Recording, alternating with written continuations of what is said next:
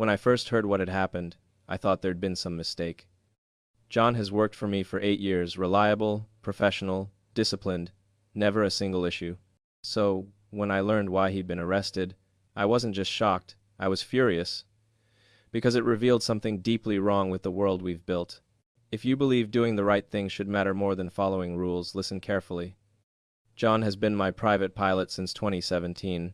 He's 52, former military, the kind of man who treats every detail with precision, always early, always prepared, never reckless, never careless, the kind of person you trust with your life. 3 days ago, he was driving to the airfield before dawn. Our flight was scheduled for 9, but John always arrived hours early for pre-flight checks. Around 6 a.m., 20 minutes from the hangar, he came across a car accident. A vehicle had veered off the road and slammed into a concrete barrier. Smoke was already rising from the hood. Inside were 2 people, a woman, unconscious in the driver's seat, and a teenage girl in the back, dazed and trying to open a jammed door. Most drivers would call 911 and keep going. But John isn't most people. He stopped. He ran to the car. The doors were crushed, the windows unbreakable.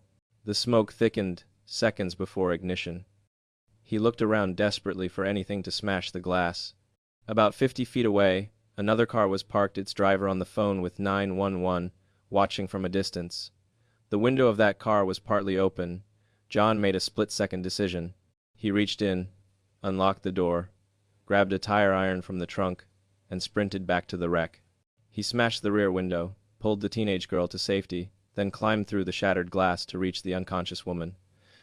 Moments after dragging her clear, the engine erupted in flames. 30 seconds later, both of them would have died. John stayed until the ambulance arrived, gave his statement to the police, and called me to explain why he'd be late. "Take as much time as you need," I told him. "You did the right thing." I thought that was the end of it, a tragedy averted, a hero's mourning. 2 days later, I got a call from John's lawyer. "Mr. Musk, John's been arrested. He's being charged with criminal property damage." "Property damage? To the crashed car?" I asked. "No, sir. The owner of the car he borrowed the tire iron from is pressing charges." I couldn't believe it. John was being prosecuted for saving 2 lives because he broke into a car and took a tire iron without permission. I called the car owner myself. He was polite, even calm. "I have nothing against your pilot," he told me, "but it's about the principle." He broke into my car. "Your tire iron has scratches on it," I said. "I'll buy you a new one." "I'll buy you a new car, if that's what this is." "It's not about money," he said. "It's about the rules. You can't just take someone's property." "Let me ask you," I said. "If it had been you in that burning car or your daughter, would you want someone to stop and ask permission first?" There was a pause. "That's different," he said quietly. "How?" I asked. "Because that would be me or my family. This was a stranger, and there it was, the truth. We've built a society where people believe rules matter more than compassion, where property rights outweigh human lives unless it's their life on the line. Now John faces charges, maybe just a fine, maybe community service, but a criminal record nonetheless, for saving 2 people. When the prosecutor called me, she sounded uncomfortable. "It's not the kind of case we like to prosecute," she admitted, "but the law was technically broken." "Technically," I said. "2 people are alive because of him," she sighed. "The law doesn't have an exception for saving lives. And that's the problem, isn't it? We've drawn the line in the wrong place. The law protects property, not humanity. It punishes the man who acts and protects the man who stands by." Patricia, the woman John saved, spent 3 days in the hospital. Her daughter, 16-year-old Emma, suffered only bruises. Patricia called me, crying. "I heard John's being charged. He saved our lives. How can this be happening?" She started a petition to drop the charges. It now has over 50,000 signatures. But the fact that she needed a petition at all shows how far we've strayed. When my grandfather's generation saw a man like John, they called him a hero. Today, we call him a criminal. We've created a world where people are afraid to help, afraid of being sued, arrested, punished for compassion, where following the rules has become more important than following conscience. If we keep this up, we'll end up with a society of bystanders, people who watch others suffer because getting involved is too risky. I met with John yesterday. I asked him, "Do you regret it? Knowing what's happened, would you do it again?" He didn't even hesitate. "Absolutely. Not for a second. I've seen what happens when you wait, when you follow procedures instead of instincts.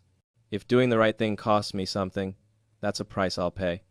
Later, I received a letter from Emma, the teenager he saved. She wrote, "I remember the smoke, the fear, and seeing someone break the window and pull me out. He looked so calm, so determined. Then he went back for my mom, and the car exploded just after. Now I hear he might go to jail for saving us. I don't understand. He's a hero." She's 16. She understands something our legal system does not. If we punish heroes, we'll stop producing them. If we value rules over humanity, we'll lose what makes us human. So the next time you see someone in danger, don't wait for permission. Don't let fear of consequences stop you. Because a society that punishes compassion doesn't need more laws, it needs more courage. The case went to court 2 weeks later. The hearing room was small, sterile but packed. Journalists, onlookers, veterans who'd flown with John decades ago, even strangers who'd driven hours just to show support. Patricia and her daughter sat in the front row, hands clasped tightly. When John entered, there was silence. He wasn't wearing his flight uniform, but somehow he still looked like a man in command, calm, precise, composed. The prosecutor stood and read the charge aloud. Criminal damage to property. A ridiculous phrase, given what we all knew. The judge, an older man with tired eyes, asked if John wanted to make a statement. He nodded.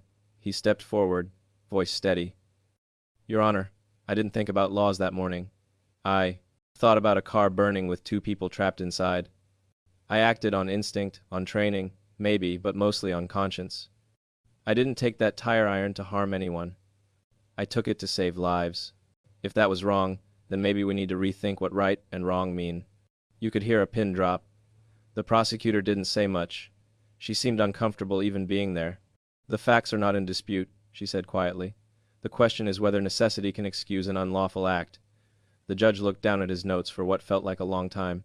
Then he looked back up at John. "I've been on this bench for 27 years, he said. "I've seen men destroy property out of greed, anger, and indifference.